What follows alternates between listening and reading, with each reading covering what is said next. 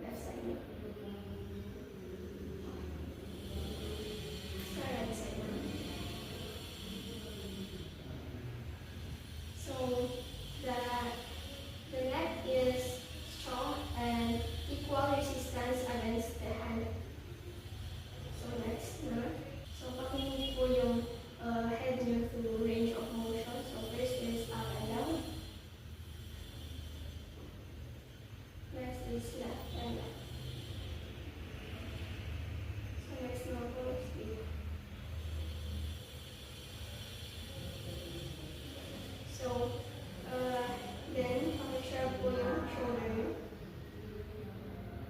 So, pag-move po ng head mo is smooth, full range of motion, and yung pag-sharp po ng shoulder ninyo is symmetrical naman po yung shoulder movement. So, i-locate ko naman po yung lymph nodes ninyo at saka ipapalpate po.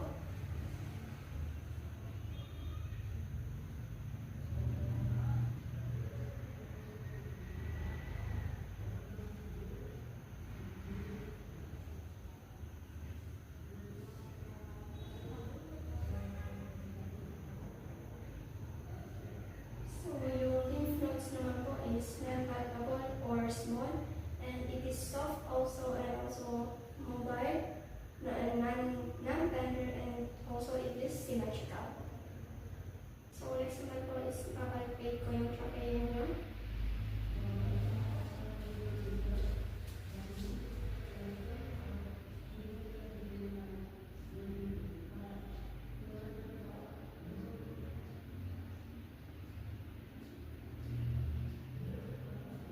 Okay, so yung trachea nyo naman po is in midline and symmetrical naman po with no deviation at all. So, pagdating po yung shoulders, slightly forward.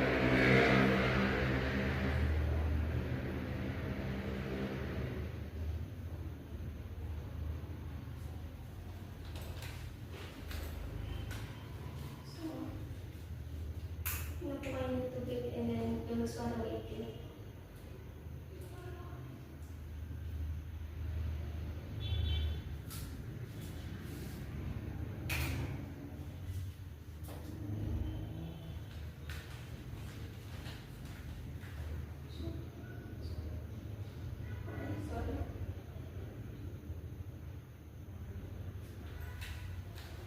Okay, so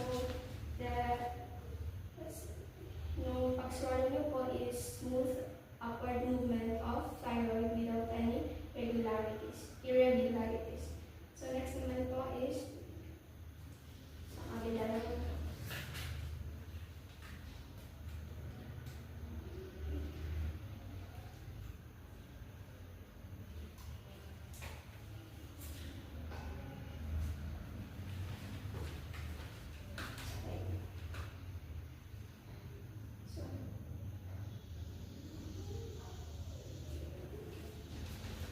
Okay, so same lang po. Yung symmetrical yung thyroid movement on both sides. Same lang po na yung pag-move is smooth upward movement. So next naman po. So pag-flex po sa left yung okay, so next is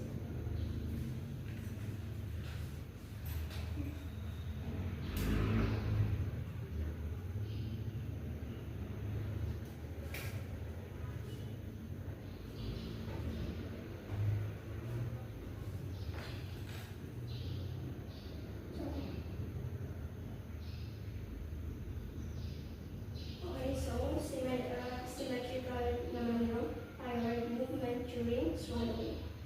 So next, sa kabila naman.